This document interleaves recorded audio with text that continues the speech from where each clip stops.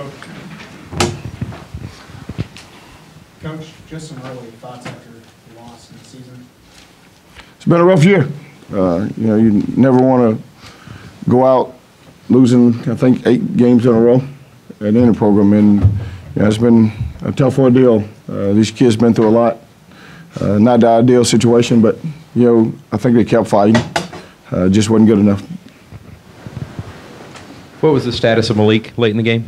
He was, I think he ended up hurting his ankle, so he can't end up coming in. And matter of fact, he was already dressed when I got into the locker room. So I think the last time that he got sacked or went over to hit him, he got hurt. He hurt his ankle.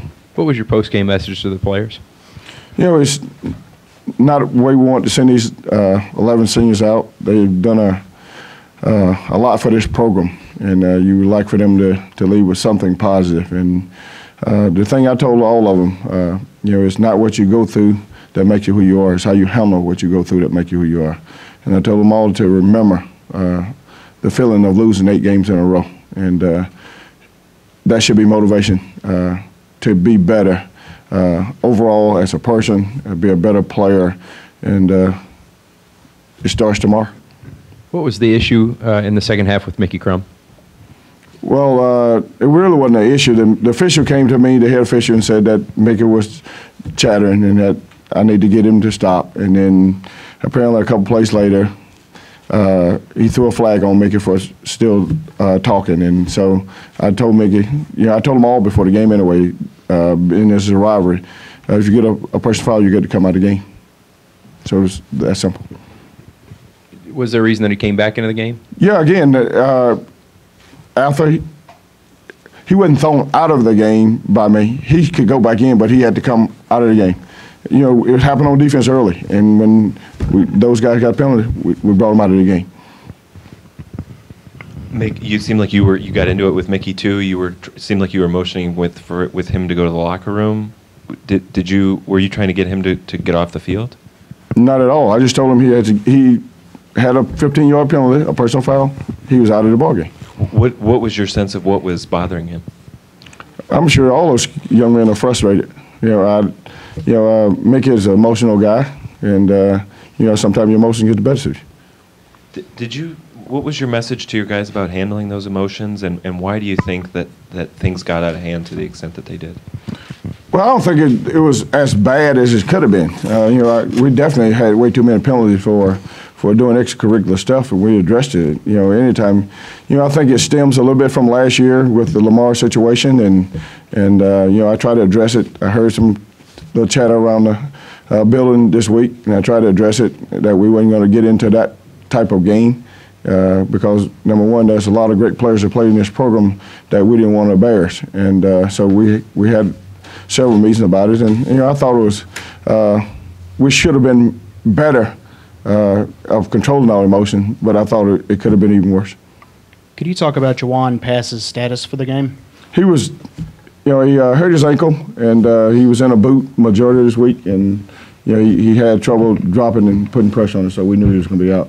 We just didn't want to say it to give them a chance to prepare for Malik. Most people's game plan this year against Kentucky seemed to be try to make Terry Wilson pass.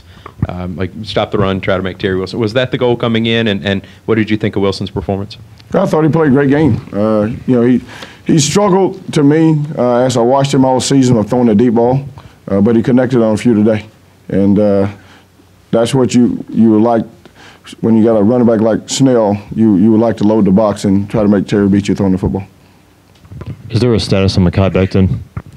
I think he dislocated one of his finger or something, so they tried to tape it up, but he couldn't go. So that was as much as I know about the situation. Have you or any of the other coaches been had any talks about your status beyond tonight?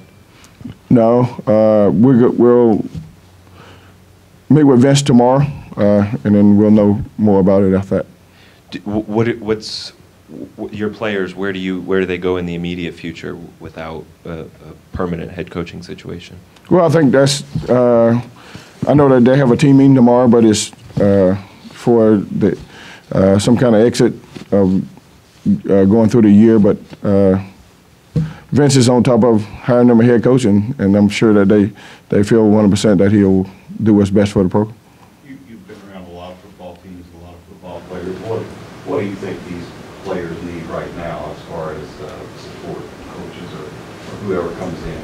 Well, I think first of all you just got to hire a head coach, and then that head coach is his assistants. They got to bring them in and start to develop a relationship with them.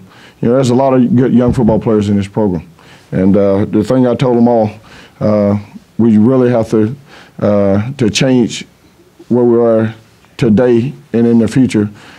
It starts with discipline. It's the silly penalties that we're getting. We had 9 at halftime for 109 yards. You can't beat good teams getting silly penalties, and that starts with discipline. What is your interest level in staying on and becoming a permanent head coach? I never had the thought of staying on and becoming a permanent head coach here at Louisville. My life has always been, I take things the way the good Lord sent them to me, and I'm a man of faith, and He's ordered my steps, and whatever step He has for me next, that's where I'm going. Anything else? All right, Coach. Thank you all.